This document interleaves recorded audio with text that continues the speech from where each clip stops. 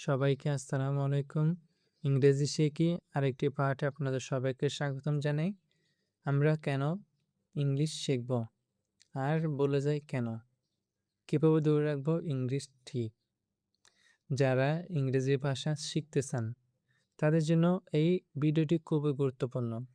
অনেকেই বছরের পর বছর চেষ্টা করেন, বই পড়েন, কোর্স করেন, কিন্তু তারপরও ঠিকমতো ইংরেজি বলতে পারেন না। আবার কেউ শিখে কিছুদিন পর ভুলে যান। কেন এমন হয় আমাদের?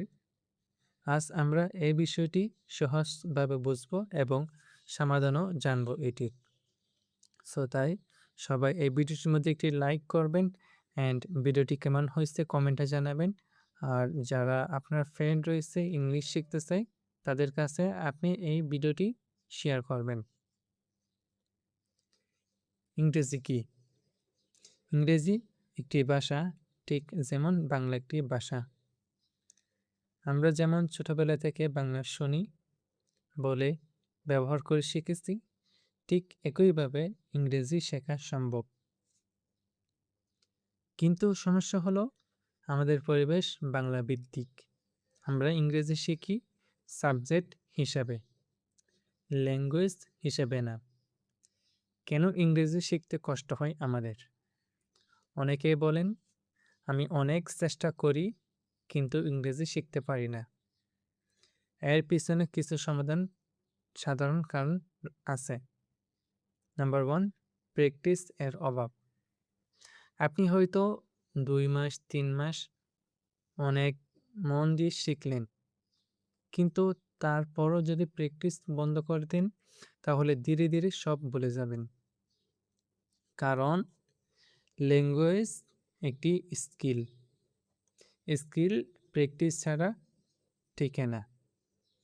শুধু পড়া কিন্তু বলো না। আপনি পড়বেন কিন্তু বলবেন না, যেটি পড়বেন সেটি। অনেকেই গ্রামার পড়ে, ভোকাবুলারি মুখস্থ করে, কিন্তু মুখ খুলে বলে না। ফলে কনফিডেন্স আসে না, স্পিকিং স্কিলস তৈরি হয় না।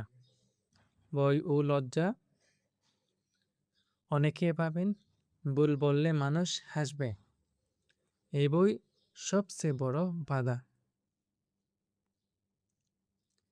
কেন আমরা ইংরেজি ভুলে যাই? এটা খুবই গুরুত্বপূর্ণ প্রশ্ন। ধরুন আপনি 3 মাস ইংরেজি শিখলেন, তারপর প্র্যাকটিস বন্ধ করলেন, তাহলে কি হবে? Brain used information delete. Brain used information delete. Delete করতে শুরু করে দেবে আপনার ব্রেন। ল্যাঙ্গুয়েজ স্কিল ধীরে ধীরে কমে যাবে। তাই বলা হয় ইউজ ইট অর লস ইট। কীভাবে ইংরেজি নিজের মধ্যে ধরে রাখবেন, এটাই সবচেয়ে গুরুত্বপূর্ণ অংশ। কিভাবে আপনি ইংলিশটি ধরে রাখতে পারবেন নিজের মধ্যে?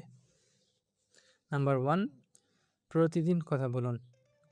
Daily speaking habit. প্রতিদিন 10 মিনিট 15 মিনিট ইংরেজি বলুন।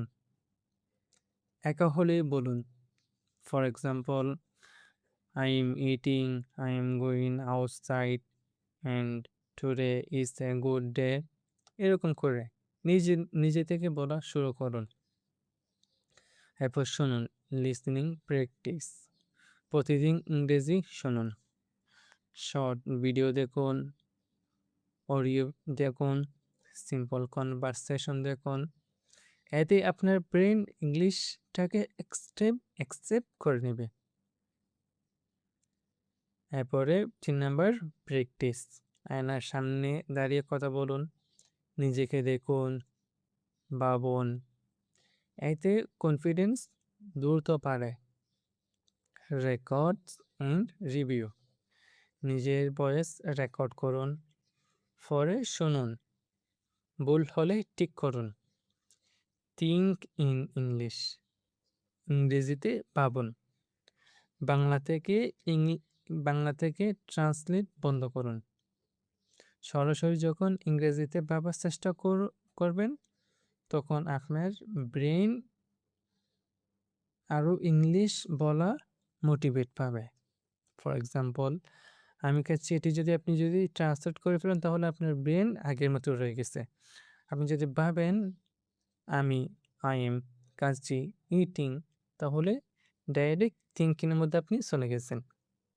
এরপরে রিপিট সিস্টেম, একই সেন্টেন্স 3 বার 5 বার বারবার বলুন, এতে ফ্লুয়েন্সি বাড়ে।